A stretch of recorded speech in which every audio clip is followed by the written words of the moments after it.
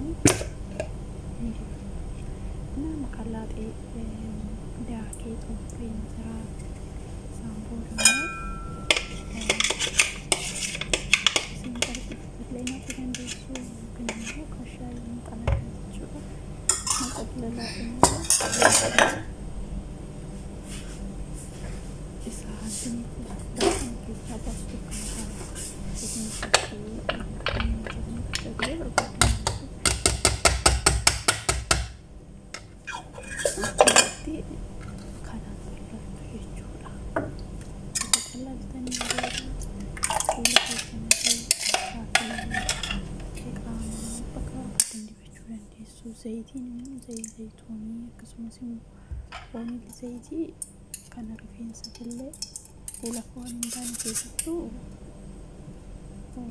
kokonaataan baay'achaan kokonaataa waan xiqqoo qabu xiqqoo dabalee san booda xallaa ta'aniitu kokonaataan naguu argamu sirriitti gaariidhaan kokonaataa waan akka zayitii fi kokonaataa xiqqoo itti dabalee kanatti qopheeffadhe isiniin jedha.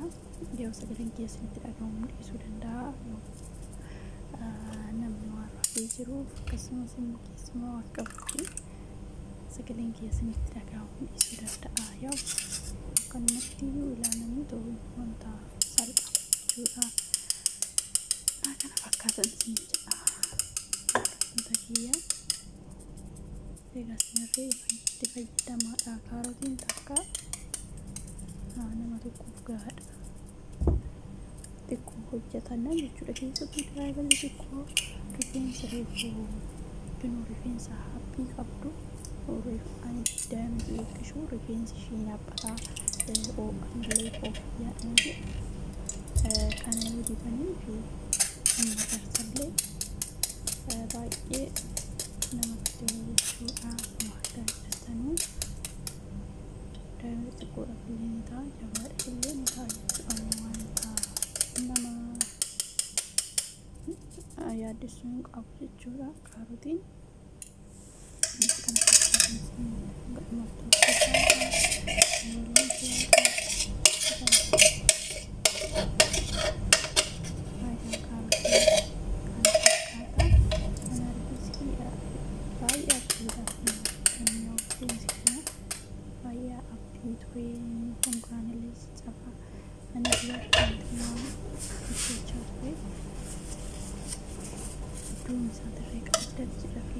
Kan jira maal keessaa ingitii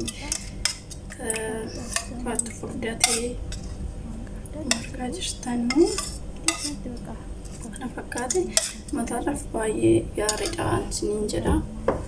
Akkuma argaa jirtanii zayitiidhaan bishaan doon taane zayitii fayyadamtanii kanatti rifeensa baay'ee gaariidhaan isiniin jedha. Akkuma argitanii ingitii baay'ee namatti tola.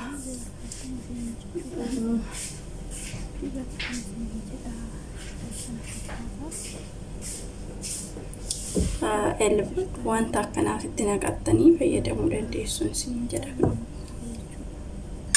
Akkana fakkaata.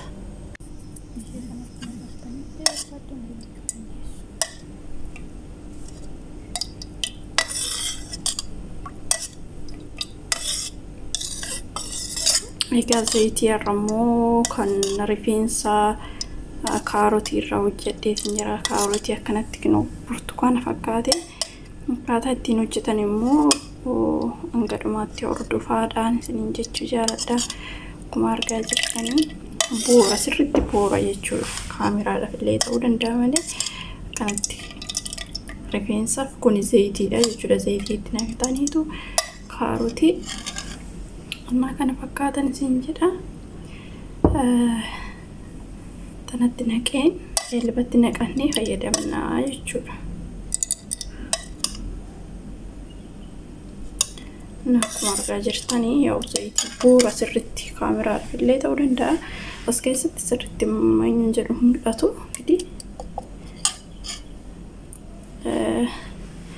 Akkuma argaa jirtanii zayitiidha. Baay'ee mataadhaaf illee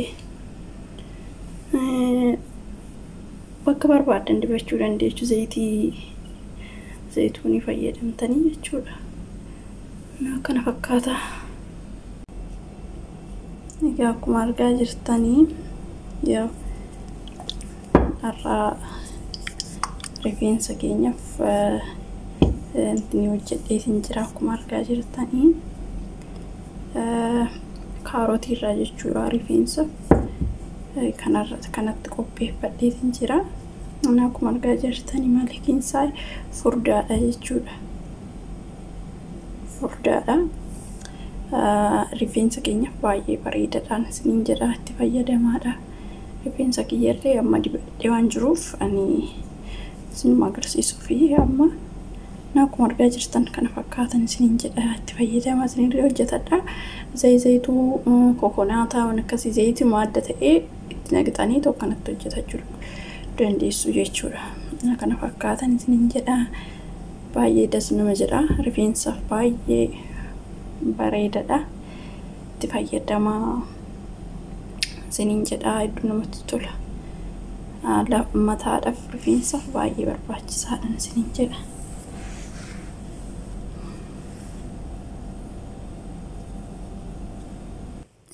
Egaa yaa'u akkuma argaa jirtan rifeensi kiyya baay'ee fuulduraaf caccabaadha. Duubanillee qarqara addaa wayiiti. Garda jedha yeroo hundaa malee laslaasaadha luudha. Erga kana fayyadamuu qabee homaan jedhu amma ta'e baay'achaatis deemaa. Akkasumas immoo haphinni isaa dabalaa deema jechuudha. Dhugaa dubbachuuf hedduu namatti tola. Seeranuu fayyadamanii sa'aatii argatanii bakka anis torbee tokko keessattis yeroo lama yoo dibatan baay'ee namatti tola. Maaliif ashittaan namni hin qabu. Zayituunidha malee yaa'u kabiraatiin zayitii biraatiin yoo dibatan hin tola, namatti tola. Amma immoo hin qorra waan ta'eef dibachuudhaaf namatti mijata. Maaliif waan qorruu fi yoo ta'e garuu dafee namarraa shaqxa. Kanaaf yeroo barbaadan dibattanii si hojjetanirree dibattanii gara hojii keessanii deemtanii yoo hojii keessan fixattan immoo shaaworii keessan galtu jechuudha. Na kana fakkaataa yaa'u baay'ee namatti tola. Wanti ittiin dibattan immoo akka mataa keessanitti nannamuuf inuu maqaa isaan beeku malee shifoon kan ittiin dibatan kana naqattaniitu yookiin immoo qabaattan akka filaa wayii kan jiru mataa keessatti akka sessinuu buqqee keessatti baddaarra qofa osoo hin taane keessatti sesseessitanii ijoolleen tokko yaaduma jedhu malee wanti asirratti gara antiniitiin miidiyaatiin dhufu kun tokkichisaa dhugaa miti kan jedhaniin jiru. Dhugaa dubbachuuf sobaadha namni kan jedhaniin jiru giin sobaa miti. Seeran yoo dibatte yookiin immoo ilaalte dhugaadha wanti soba ta'ee miti. Kanaaf ani waan an argee fi rifeensi kiyya baay'ee ciccitaa buqqaa. Yoo akkuma argitan rifeensi kiyya dheeraa ture amma garuu narraa dhumee gabaabbatee jira. Maaliif wanta dibata takka qofa dibadhuuf akkasumas immoo bishaan saashaboo qaba akkuma beektanii biyya Arabaatti. Kanaaf isinillee akkanatti wantoota adda addaatiin asaadda gadhaadhaa seeraan qabadhaadhaa rifeensa keessaniin isiniin jedha. Dhugaa dubbachuuf yaanni gisee tokko haaduma ishee jedheetuman sin jedha malee baay'ee narraa dhumee jira. Maaliif nama garuu maan jedhu maama argaa jira baay'achaatis hin jira. Yoo isinillee itti fayyadamaa isiniin jedha. Kaarotiin faayidaa guddaa qaba. Kanaafuu itti fayyadamaadha. Isinillee isiniin jechuu jaaladha. Egaa akkuma argaa jirtanii namatti tola. Namni seeraan dibatee rifeensa qofa osoo hin taane fuula, harka keessattuu gisee amma kana harka keenyafaatti nama gurraacha'aa bakka zayitii sanirraa hambistanii kokonaataa yoo ta'e fuularree dibachuu dandeessu. Kokonaataan fuulaaf yaa'u bareeda waan ta'eef ni beektu. Amma akkas kana fakkaataa hordoftoota kiyyaa. Enggidii kaarotichi kana fakkaataa hedduu natti tolee jiraana. Baay'ee faayidaa irraa argadheen jira. Isinillee akka hojjettanii faayidaa irraa argattan abdiin qaba. Yoo isinitti tole immoo koomentii jalatti naa barreessadha. Akkasumas sheer laayik gochuun dagatinaan isiniin jedha. Egaa viidiyoon kiyya guyyaa har'aa kanuma fakkaata. Egaa viidiyoo biraatiin walitti deebinutti turtii gaariin isiniin jechuu jaaladha. Egaa sagaleen kiyya immoo qas jedheetuma naasa'aa jira. Yoo xiqqoo ishee mana keessatti waan natti hin tolleef yeroo hunda viidiyoo nu hojjedhu ani yaa akkuma argaa jirtanii sa'aatii dhabuurraan kan ka'e akkasumas immoo iddoon isaatillee mijataa miti. Yoo yeroo filtan immoo jechuudha kinoo yeroo mataa keessan kanallee ta'e ani qibaatuma hundumaa yoo ta'e yeroo dibattanii raawwattan yeroo filame shaggaadha.